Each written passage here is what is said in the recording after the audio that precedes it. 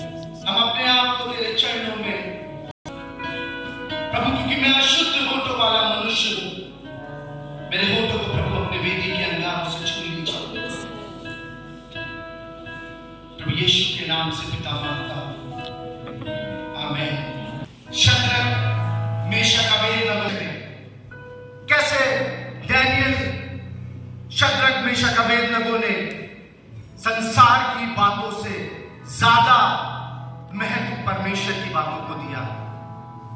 जब इन तीन बातों को वो कर रहे थे तब एक विशेष बात हुई, परमेश्वर का अनुग्रह उन पर हुआ। आपको पता है ये चारों दोस्त केवल राजा को प्रसन्न करने के लिए ऐसा नहीं कर रहे थे। ये चारों दोस्त इसलिए नहीं कर रहे थे क्योंकि इनको इजराइल में से उठाकर अलग कर कर इनको अलग किया गया था। आपको पता है ये क्यों कर रहे थे? क्योंकि ये अपने प्रभु को प्रसन्न करना चाहते थे। ये संसार और संसार की बातों से ज्यादा अपने परमेश्वर की बातों को महत्व देते थे। और एक विशेष बात जो मैं सीख रहा था, मैंने सीखा आज, ये मेरे संदेश का भाग नहीं था, लेकिन प्रभु की आत्मा ने मुझे एक बात सिखाई। वो एक चरित्र प्रदर्शित कर रहे थे और वो चरित्र प्रभु यीशु मसीह के स्वभाव का चरित्र है। वो चरित्र प्रभु प्रभु यीशु मसीह की जिंदगी का चरित्र है। जब हम बच्चे होते हैं तो बहुत सी बार हम कार्यक्रमों को देखते हैं कि मुझे सुपरमैन बनना है, मुझे बैटमैन बनना है। जब मैं छोटा था तो एक धारावाहिक आता था, शक्तिमान। जब मैं उस घटना को सोचता हूं आज के समय पे तो बड़ी हंसी आती है। कई बच्चे शक्तिमान का ड्रेस पहन के बिल्डिंग से कूद गए। क्यों? केवल इसलिए कि वो उस कैरेक्टर से इतना ज्यादा इंस्पायर हो गए थे कि उन्होंने उस कैरेक्टर को जीना शुरू कर दिया।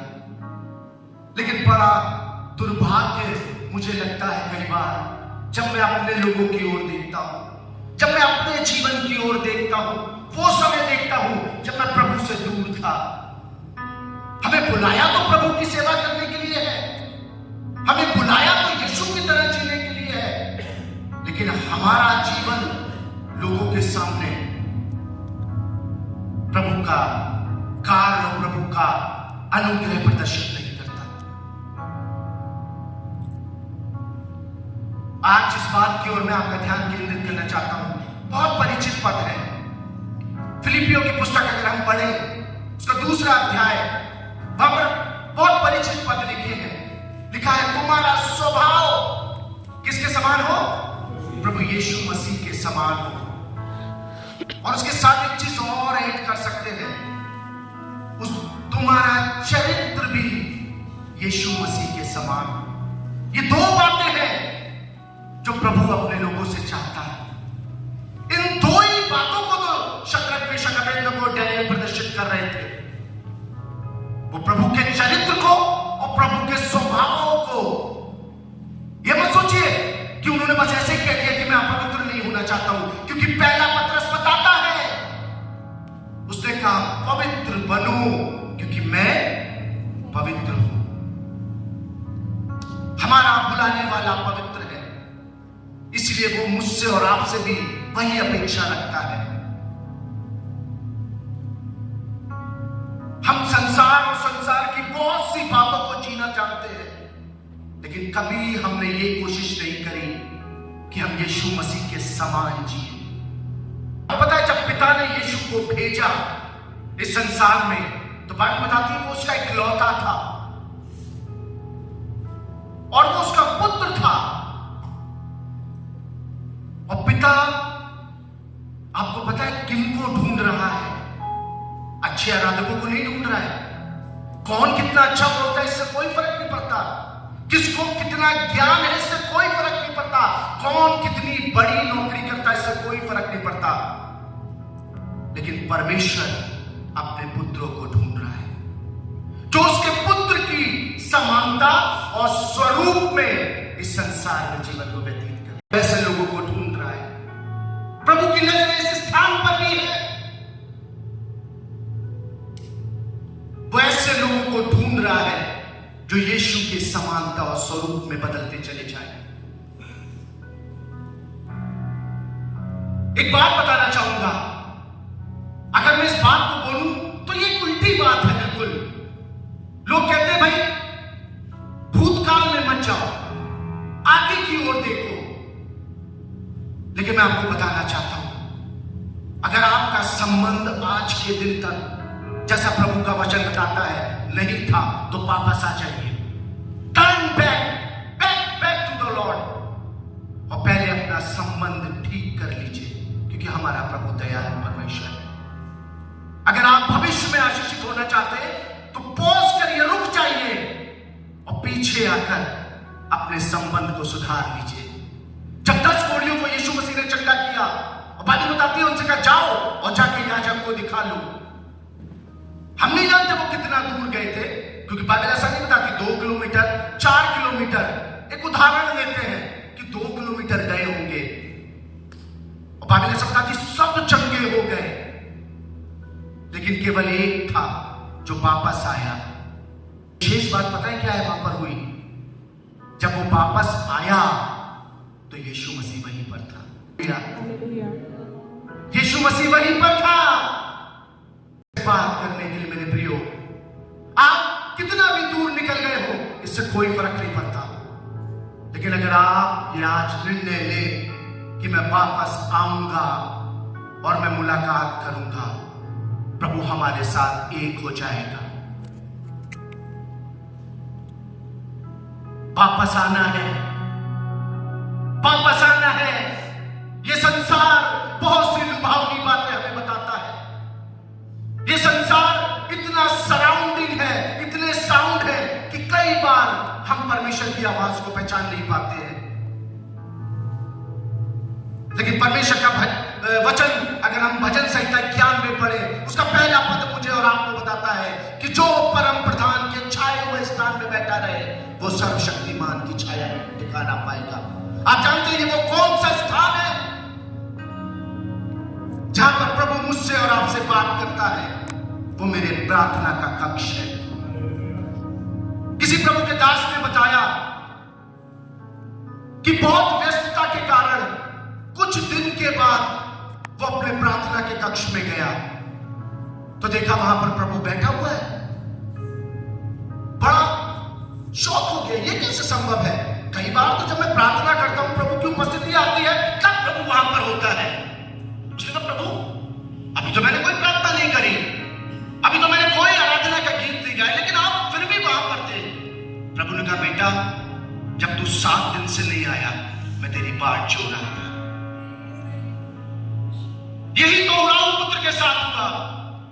वो गया तो आनंद के साथ, लेकिन उसे क्या मिला? लेकिन आपको पता है एक चीज जो विशेष थी, उसका पिता निरंतर उसका इंतजार कर रहा था। वापस आइए, पिता इंतजार कर रहा है। पिता चाहता है हम उसके पुत्र के समान हो जाए।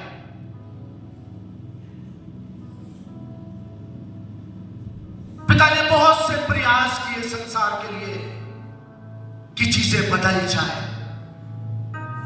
जब पिता इस्राएलियों को निकाल के ला रहा था, आपने देखा कैसे मूसा के द्वारा परमेश्वर ने आश्चर्य कर्म किए।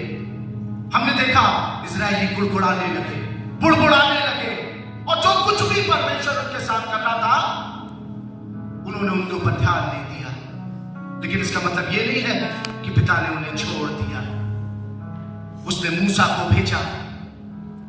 जब पाप बहुत बढ़ गया था, सारे संसार में पाप था, यही तो आज के समय पर है।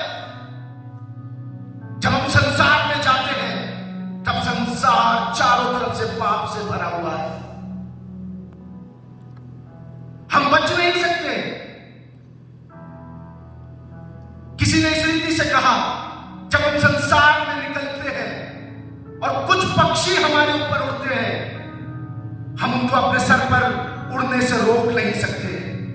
क्या कोई एक ऐसा व्यक्ति है जो आसमान में पक्षी उड़ते हैं, अगर वो संसार में निकल रहा है, उनको अपने ऊपर उड़ते हुए रोक सके? लेकिन केवल एक काम मैं और आप कर सकते हैं, उनको घोंसला बनाने से रोक सकते हैं।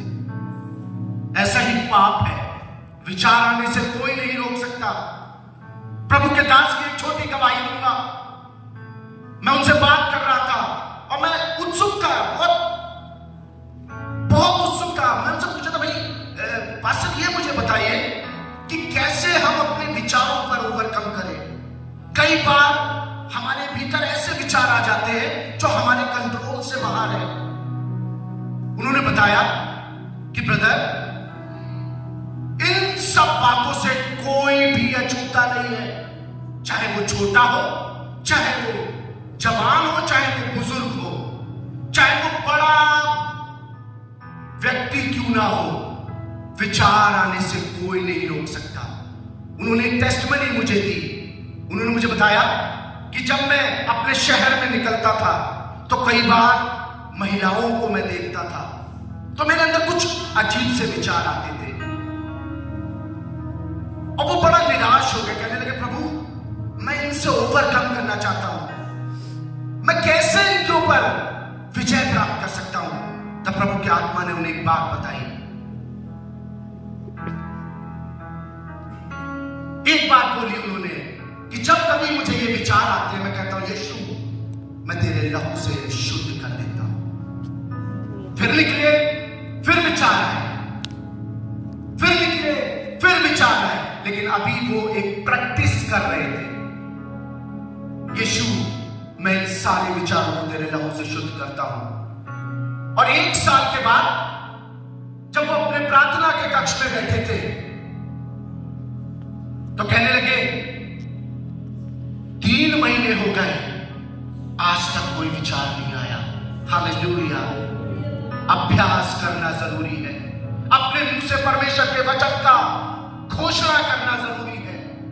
कई बार हम क्यों गिर जाते हैं? हम अपने मुंह से गलत घोषणा करते हैं। कई बार क्यों विपत्तियां हमारे जीवन में आती है? क्योंकि हम अपने जीवन से गलत घोषणा करते हैं। नीति वचन उसका 18वां अध्याय मुझे और आपको बताता है, जीव के वश में जीवन और मृत्यु दोनों है, और जो इसको उपयोग में लाना जानता है वो उसका फल भोगेगा। हमारे शब्दों में सामर्थ है। किसी जीव भले है, लेकिन याकूब कहने लगा कि बड़े बड़े जहाज एक छोटी सी पतवार से दिशा निर्देशित किए जाते हैं, लेकिन ये जीव ऐसी है। एक उदाहरण देना चाहूंगा। दूध लेकर आए, गैस पर चढ़ा दिया, इंतजार कर रहे हैं कि जब पकेगा तो गैस बंद कर दूंगी। जरा सी देर हुई, क्या हुआ? दूध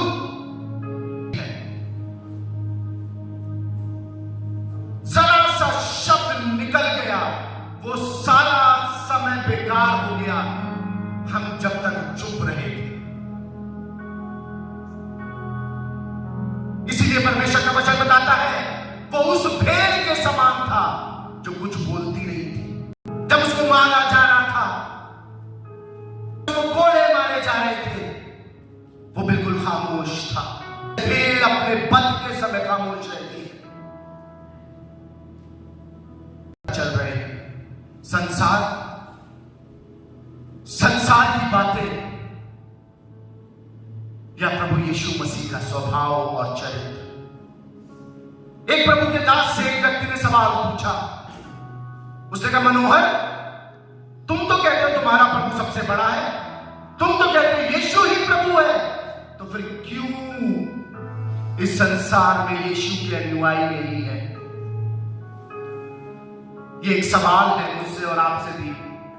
जिस प्रभु को मैं और आप प्रभु कहते हैं, वही प्रभु है, वही राजाओं का राजा है, वही उद्धार करता है, बाइबल ऐसा बताती है। लेकिन फिर भी क्यों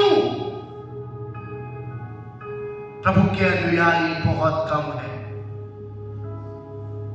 तब उन्होंने इस बात को विचार किया, मनन किया, तब वो ये समझने पाए, हम शब्दों से तो प्रभु का नाम लेते हैं, लेकिन हमारा स्वभाव और हमारा चरित्र मसीह के समान नहीं है।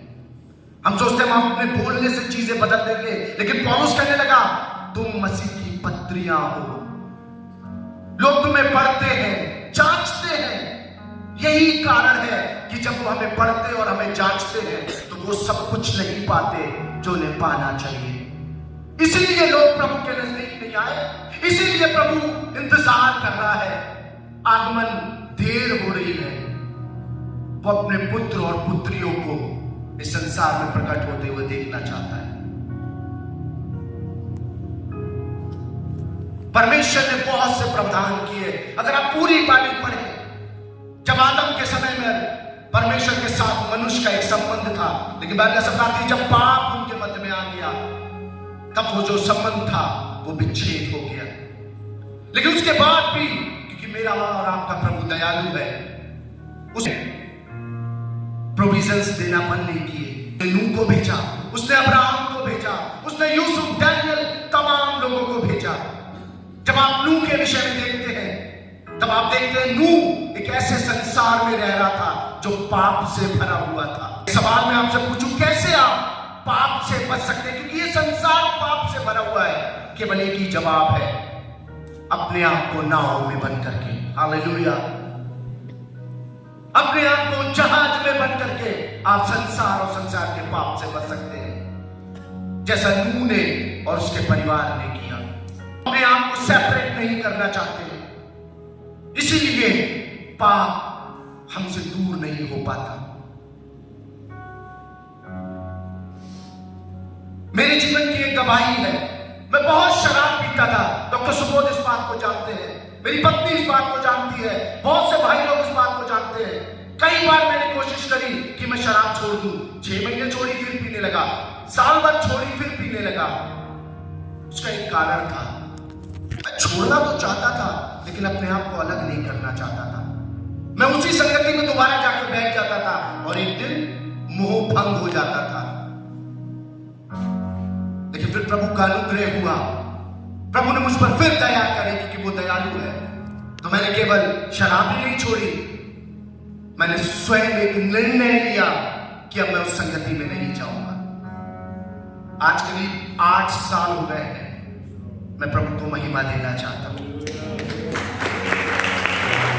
हम अलग तो होना चाहते हैं लेकिन अपने आप को अलग नहीं करना चाहते। लेकिन नूह ने काम किया, नूह ने अपने आप को अपने परिवार के साथ उस जहाज में बंद किया।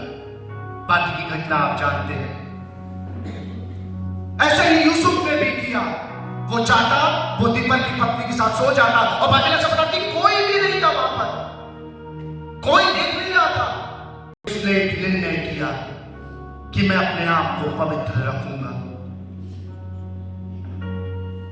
ये निर्णय नहीं लिया, भाग गया।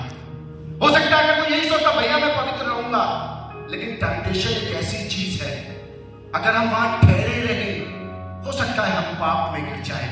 लेकिन जो विशेष बात मुझे उत्साहित करती है यूसुफ के लिए, वो ठहरा नहीं रहा वहां पर। बाइबल ऐसा बताती है वो वहां से भाग गए। कई बार हम इसीलिए पाप में गिर जाते हैं कि एक ही वीडियो तो देख रहा हूं, कोई बात नहीं, लेकिन धीरे धीरे जब हम उसको स्क्रॉल करते जाते हैं, लेकिन जब हम ये कहते नहीं मैं इसको नहीं करूंगा, तब प्रभु हमारी सहायता करता है। हमें अपने आप को पवित्र करना है यूसुफ के समान। डैनियल के विषय में हमने बहुत अच्छी बात भैया से सुनी, लेकिन एक बात जो मैंने प्रभु से सीखी, डैनियल परमेश्वर का आज्ञाकारी था। वो जानता था शराब पीना गलत बात है। हमने सुना वो जानता था मांस खाना जो परमेश्वर ने मना किया है वो गलत है। लेकिन इन बातों का कोई फायदा नहीं होता अगर वो आज्ञाकारी नहीं होता। हम परमेश्वर के नियम कानून जानते हैं लेकिन हम आज्ञाकारी नहीं है उनको पूरा करने के लिए। हमें आज्ञाकारिता का जीवन जीना है।